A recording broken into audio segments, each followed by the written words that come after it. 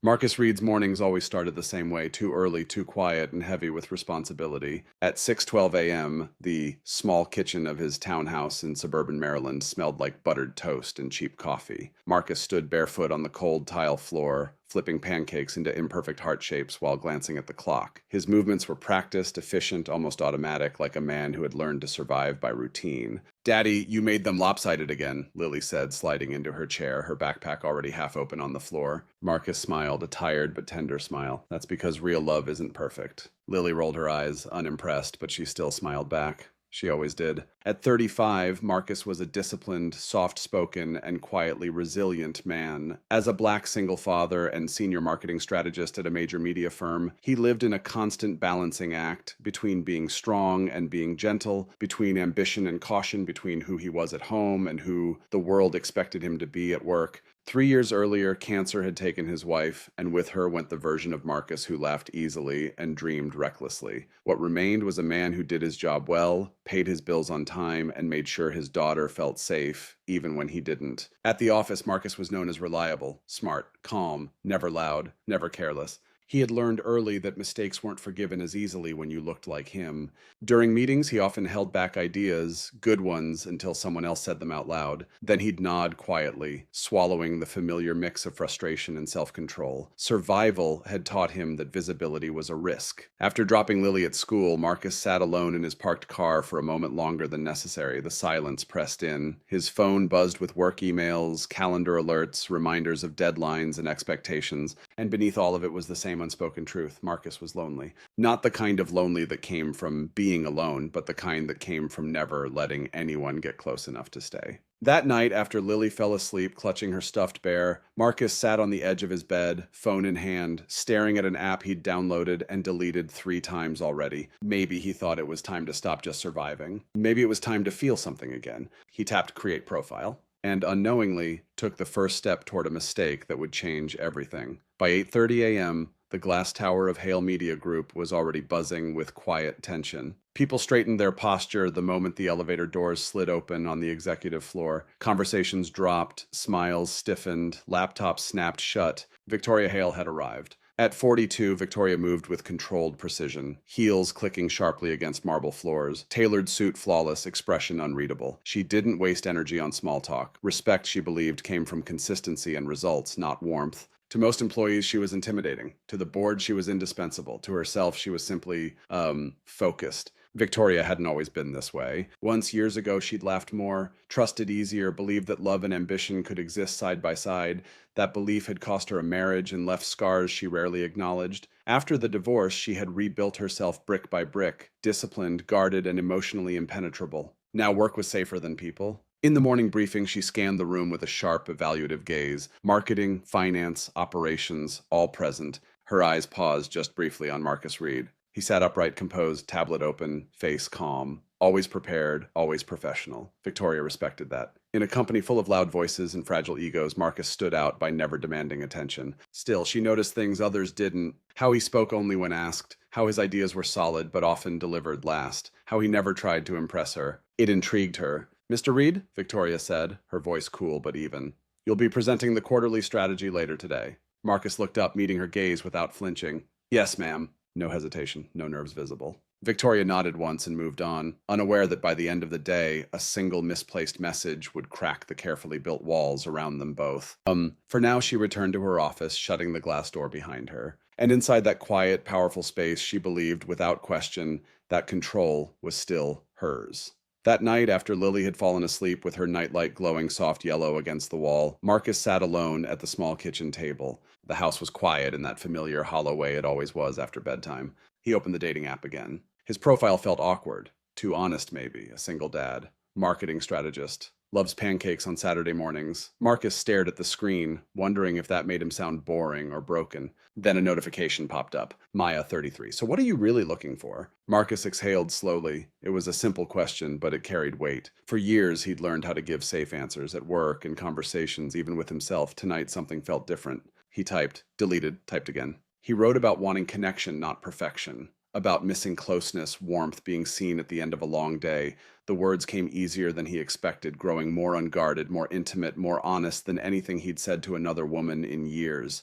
His phone buzzed. A calendar alert, quarterly budget meeting, 8:09 a.m. tomorrow. Marcus glanced at the clock. He was tired. Tomorrow would be long. He stood, carried his phone with him as he moved through the kitchen, locking the back door, turning off lights, checking Lily's room one last time. She slept curled around her stuffed bear, peaceful and trusting. Back at the table, Marcus added one final line to the message, something bold, something raw. His heart thudded as he read it back. For a moment, he hesitated. Then his phone vibrated again, this time with an incoming work email. Without looking closely, Marcus tapped send. He didn't realize what he'd done until the screen refreshed. The message, every private, vulnerable word of it, had gone through. To the wrong name. Victoria Hale. Marcus froze. The blood drained from his face as the weight of the mistake settled in. Heavy, undeniable, irreversible. This wasn't just embarrassing. For a black single father in a corporate world that watched him twice as closely, this was terrifying. And somewhere across the city, his CEO's phone lit up, unread. Marcus barely slept. Every time he closed his eyes, he saw the same thing. His phone screen, the sent message, the name at the top that should never have been there. Victoria Hale. By 7:45 a.m., he was already in the office parking garage, sitting in his car with both hands gripping the steering wheel. His chest felt tight, breath shallow. He told himself to stay calm, to act normal, to survive the day. Inside the building, the usual morning rhythm felt different, sharper, louder. Keyboards clicked, phones rang, laughter echoed from somewhere down the hall. Marcus wondered how the world could keep moving when his own felt like it had stopped. In the conference room, executives filed in one by one. Marcus took his seat near the middle of the table, tablet open, notes prepared. He had rehearsed this presentation a dozen times. None of that mattered now. The door opened. Victoria walked in, composed as ever. Her expression gave nothing away. No glance at her phone. No pause when her eyes passed over Marcus. That almost made it worse. As the meeting began, Marcus's thoughts spiraled. Had she seen it? Was she waiting? Was this the calm before everything fell apart? Every buzz from a phone made his stomach drop. Mr. Reed. Victoria's voice cut clean through the room. Marcus looked up instantly. Yes? Your department's numbers, she said evenly. Go ahead. His mouth went dry. Marcus stood, forcing his voice to stay steady. He spoke clearly, confidently, data, projections, strategy. Years of discipline kicked in, carrying him through muscle memory alone. Victoria listened without interruption. No reaction, no judgment. When he finished, she nodded once. Thank you. We'll revisit this. That was it. The meeting continued, but Marcus barely heard another word. He sat frozen, waiting for something, anything to happen. But nothing did. No confrontation, no dismissal, no sign. And somehow that silence felt more terrifying than anger. Because whatever came next, it hadn't happened yet. The rest of the day crawled by. Marcus answered emails, reviewed decks, joined calls, but none of it registered. Every vibration of his phone sent a jolt through his chest. Every time footsteps slowed near his office, he braced himself. Nothing came. By 5:30 p.m., the office had thinned out, lights dimmed, conversations faded. Marcus packed his bag slowly, half expecting a last-minute message from HR or a request to stop by Victoria's office. There was nothing. On the drive to Lily's after-school program, the sky hung low and gray. Traffic moved in slow, irritated bursts. Marcus kept replaying the morning over and over. Victoria's unreadable face, her calm voice, the way she hadn't reacted at all. At home, Lily kicked off her shoes and launched into a story about her day. Art class, a spelling test, a boy who tried to trade his cookie for hers. Marcus nodded, smiled at the right moments, asked the right questions. He flipped chicken in a pan, set the table, made sure Lily finished her vegetables. From the outside, everything looked normal. Inside, he was unraveling. After dinner, while Lily worked on homework at the kitchen table, Marcus checked his phone again. Still nothing. No response, no acknowledgement. The silence felt deliberate now. Later, after Lily was tucked in, Marcus sat alone on the couch, the house humming softly around him. He imagined every possible outcome being called unprofessional, reckless, inappropriate. He imagined having to explain it all to HR, to Lily. The thought that hurt most wasn't losing his job. It was losing the life he had worked so hard to protect. As he turned off the lights and headed toward his bedroom, the doorbell rang. Sharp, sudden. Marcus froze. His heart sank as a single thought formed, heavy and undeniable. This is it. Marcus stood still for a full 3 seconds before moving. The doorbell rang again, steady, deliberate. Whoever it was wasn't leaving. He glanced down the hallway toward Lily's room. The light under her door was off. She was asleep. Good. Whatever was waiting on the other side of the door, she didn't need to see it. Marcus took a breath, straightened his shoulders, and opened the door. Victoria Hale stood on his porch. Not in a power suit, not with her hair pulled tight. She wore dark jeans, a simple coat, her hair loose around her shoulders. She looked human, tired, almost hesitant. Good evening, Marcus, she said softly. For a moment, he couldn't speak. His mind raced through apologies, explanations, consequences. This was it. The conversation he'd been dreading all day. "I'm sorry to come by unannounced," Victoria continued, "but I didn't want to handle this at the office." That made his stomach twist. "Please," he said, finally stepping aside. "Come in." Inside, the house was warm and modest. A few framed photos on the wall, crayon drawings taped to the fridge, a half-finished puzzle on the coffee table. Victoria's eyes took it all in, not critically, but carefully. "I didn't realize you had a daughter," she said quietly. "I do," Marcus replied. "She's asleep." Victoria nodded. "I won't take much of your time." They stood facing each other, an unfamiliar silence settling between them. No conference table, no titles, just two people in a small living room. "I read your message," Victoria said. Marcus's chest tightened. "I know it was inappropriate. It wasn't meant for you. I know," she interrupted gently. And that's not why I'm here." That stopped him. Victoria hesitated, as if choosing her next words carefully. "I came because that message reminded me that behind job titles and expectations were still people, and today I realized I don't know you at all." Marcus swallowed hard. "And maybe," she added, her voice quieter now, "that was a mistake on my part too." The room felt suddenly smaller, charged. Outside, a car passed, headlights sweeping briefly across the walls. And in that moment, Marcus understood this night wasn't about discipline or consequences. It was about something far more dangerous. Connection. They sat across from each other on opposite ends of the couch, leaving a careful space between them, an unspoken boundary neither quite knew how to cross. "I didn't mean to cross a line," Marcus said quietly. His voice was measured, but there was something fragile underneath. "I'd never do that intentionally. Not to you, not to anyone at work." "I believe you," Victoria replied without hesitation. That surprised him. She folded her hands in her lap, posture relaxed in a way Marcus had never seen before. "If you'd sent that message on purpose," she continued, "I would have handled it very differently, but that's not what this was." She looked around the room again, the framed photo of Marcus and Lily at the beach, the faint hum of the dishwasher, the quiet stability of a home built carefully after loss. "I've spent years making sure people only see what I want them to see," Victoria said. "Strong, controlled, untouchable." She paused. "Your message reminded me what it feels like to be seen as a woman, not a title." Marcus leaned back, absorbing that. "I don't get that luxury," he said after a moment. "At work, I'm always aware of how I'm perceived. One wrong move, and it sticks. I can't afford to be careless." Victoria met his eyes, really met them. "That sounds exhausting." "It is," Marcus admitted, "but it's the cost of staying where I am, for my daughter." The word daughter softened something in her expression. "I admire that," she said, "more than you know." Silence settled again, but this time it wasn't awkward. It was gentle, almost grounding. "I didn't come here to reprimand you," Victoria said finally. "I came because I realized I've been hiding from my own life. And today, of all days, someone accidentally reminded me of it." Marcus let out a slow breath.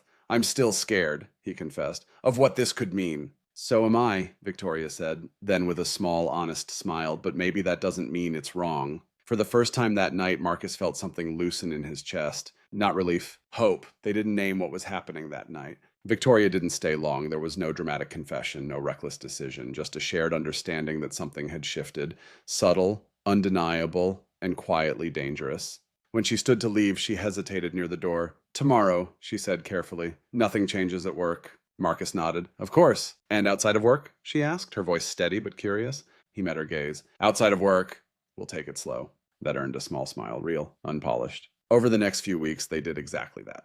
At the office, they were professional to the letter. Emails stayed formal, meetings stayed neutral, no lingering glances, no private conversations. To anyone watching, Victoria Hale and Marcus Reed were simply CEO and employee. But after hours, something careful and intentional unfolded. They met for dinner across town where no one knew them. Walked through quiet neighborhoods, hands brushing but never rushing. They talked about books, music, old dreams that had been set aside.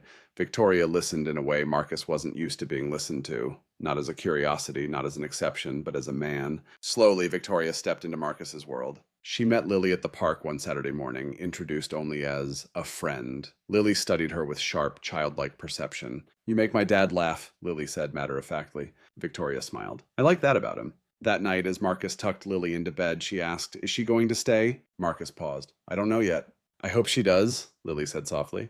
"You're lighter when she's around." The words stayed with him. For the first time in years, Marcus felt like he wasn't just managing life, he was participating in it. But beneath every quiet moment lingered a truth neither of them said out loud. What they were building was fragile, and the world outside their bubble wouldn't stay silent forever. It started with looks, lingering ones, curious ones, the kind that slid away the moment Marcus met them head on. At first, he told himself he was imagining it. Corporate offices were always full of speculation.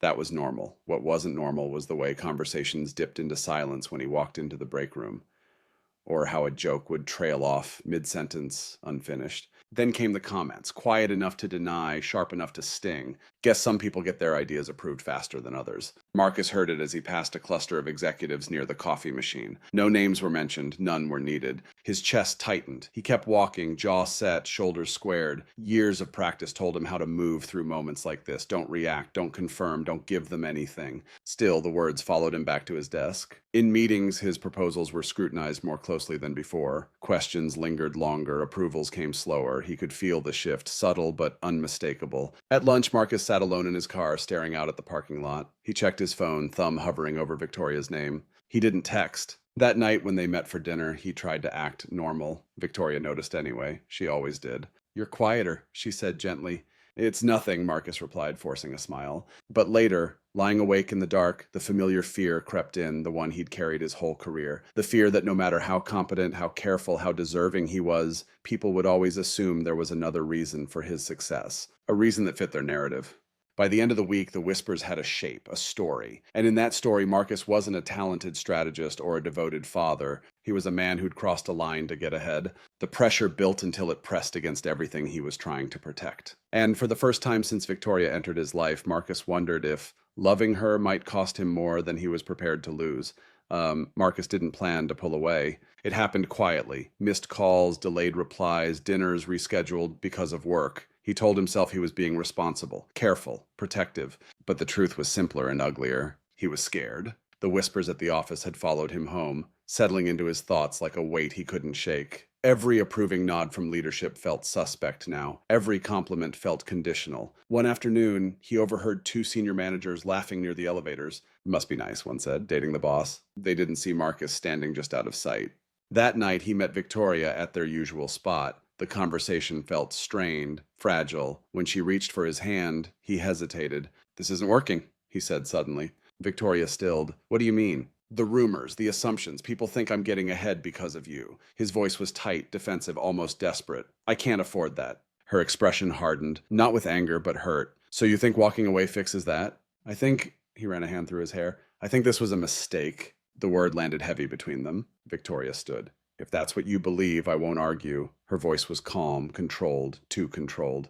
"But don't pretend this is about work alone." She left before he could respond. At home, the silence was unbearable. Marcus sat at the kitchen table, head in his hands. Later, as he tucked Lily into bed, she looked at him with unsettling clarity. "Did you push her away?" she asked. Marcus swallowed. "Why would you think that?" "Because you do that," Lily said simply. "When you're scared, you build walls. Mom said that." The words cut deeper than any rumor. As Lily drifted to sleep, Marcus stayed there, realizing the painful truth. He hadn't protected his life. He'd run from it, and in doing so, he might have just lost the best thing to enter it in years. Marcus didn't sleep much that weekend. Every quiet moment replayed Lily's words over and over. When you're scared, you build walls. By Monday morning, he knew something had to change. He arrived at the office early, before the buzz of conversations, before the weight of eyes and assumptions. His desk looked the same, his screen lit up with the same calendar alerts, but Marcus felt different, resolved, grounded, done running. He printed a single page and folded it carefully. When Victoria's assistant stepped in later that morning, Marcus didn't hesitate. "Tell Ms. Hale I need a moment." In her office, Victoria stood by the window, arms crossed, city stretching out below her. She didn't turn when he entered. "I'm not here to defend myself," Marcus said. His voice was calm, steady. "And I'm not here to pretend the rumors don't exist." She faced him then, guarded. "I'm here to say I was wrong," he continued. "I let fear speak louder than truth. I let other people's opinions matter more than what I know to be real." He placed the folded page on her desk. It was a printed screenshot of the message, the one that started everything. "At first it was a mistake," Marcus said, "but everything after that wasn't. What we have is real, and I won't hide from it anymore." Victoria studied him, searching his face. "You're sure?" she asked quietly. He nodded. For the first time in a long time, yes. A long silence followed, then something in her expression softened. "I missed you," she admitted. Marcus stepped closer, heart pounding. "I don't want to keep pretending." Neither did she. And in that moment, before either of them could reconsider, Marcus did the one thing he'd been afraid to do all along. He chose courage over safety. The kiss happened without warning. Not dramatic, not rehearsed, just honest. Right there in Victoria's office, with the city stretching behind the glass and the weight of every rumor still hanging in the air, Marcus closed the distance and kissed her, slow, certain, and unafraid. When they pulled apart, Victoria let out a breathless laugh. Well, she said, eyes bright, that should clear up the rumors. Marcus smiled for the first time in days. Let them talk. This time, it'll be true. The fallout came quickly, but not the way Marcus had feared. The board requested a meeting. Policies were reviewed. Clear boundaries were set. Transparency replaced speculation. It wasn't easy, but it was fair. And for the first time, Marcus didn't feel like he had to shrink himself to survive.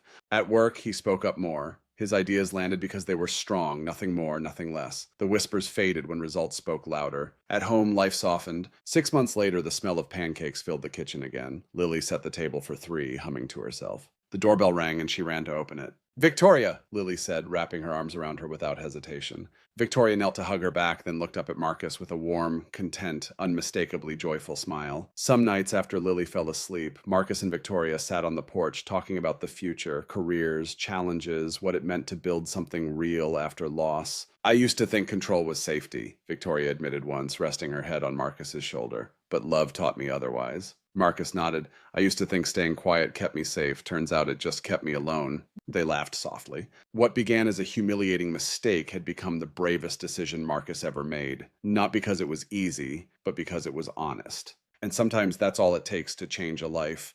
Now let me ask you something. Have you ever walked away from love because you were afraid of what others would think? If you were Marcus, would you have chosen safety or courage? We'd love to hear your thoughts in the comments. If this story moved you, reminded you of your own struggles, or gave you hope, please subscribe to the channel and stay with us. More stories like this are coming. Stories about second chances, quiet courage, and the power of choosing love when it matters most. Thank you for watching, and thank you for being part of this journey.